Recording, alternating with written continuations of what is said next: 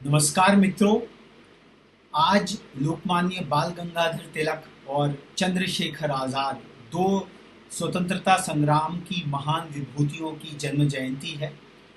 अ, आज के दिन आज हमारे ब्रज में और पूरे उत्तरी भारत में हरियाली तीज का महापर्व भी मनाया जा रहा है। हमारे बांके बिहारी स्वर्ण हिंडोले में आज झूल रहे हैं। तो श्रावण की ये जो मोहक छटा है, यह हम सभी के हृदय को बहुत ही आनंदित कर रही है। ऐसे में हमारे एक साथी पंकज दास जी, उन्होंने न्याय सूत्र से कुछ 22 बड़े सुंदर, जैसा कि आप अपनी स्क्रीन पर देख रहे हैं, न्याय शास्त्र की दृष्टि से ये सूक्त निकाले हैं।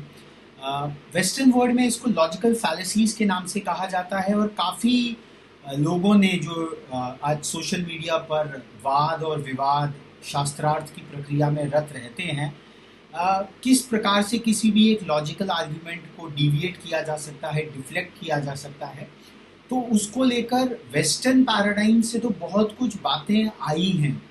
पर भारतीय मनीषा के हिसाब से हमारे मनीषियों ने, हमारे ऋषियों ने भी, क्योंकि शास्त्रार्थ की एक बड़ी ही विशद परंपरा इस देश में रही है, तो उन्होंने भी ये जो लॉजिकल फैलेसीज हैं कि किस प्रकार से आप शास्त्रार्थ के दौरान एक तर्क को कैसे आप उससे बच रहे हैं, तो उसको हमारे न्याय शास्त्र ने पढ़ा है।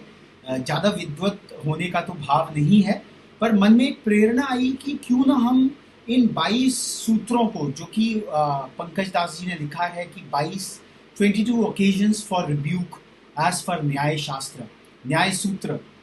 तो भाव यह है कि इसको पढ़कर इसकी थोड़ी सी व्याख्या कर दी जाए, जिससे कि जो एक आंदोलन सा चल रहा है कि हम लोग अपने विधान में समझ सकें कि logical fallacies in the Indian context, what are those tactics by which the opponent ideologies they try to short circuit the argument and run away.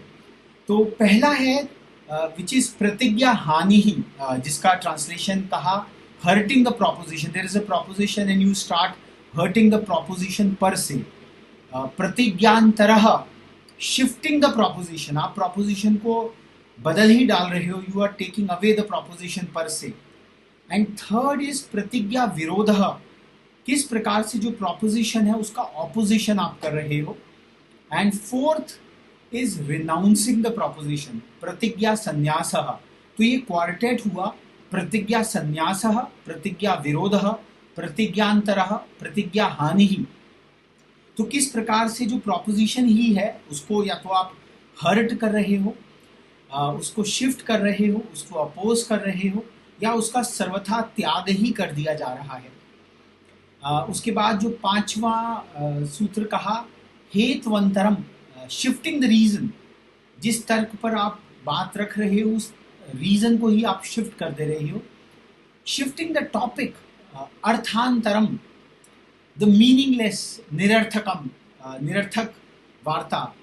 अविज्ञार्थम, the unintelligible. अपार्थकम, द इनकोहेरेंट। अप्राप्त कालम, द इनऑपरचून।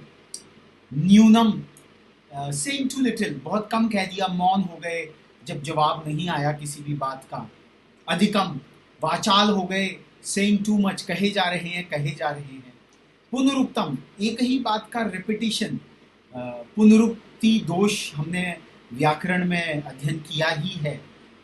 अननुभाषणम, साइलेंस, मौन हो गए, चुप पड़ गए, सुट मार गए। अज्ञानम, इग्नोरेंस। अप्रतिभा, नॉन इंजेन्यूटी, अप्रतिभा। विक्षेपः, इवेजन, इवेडिंग अ रिप्लाई। मतानुज्ञा, एडमिशन ऑफ एन ओपिनियन, यह भी एक फैलेसी, एक बात कही गई।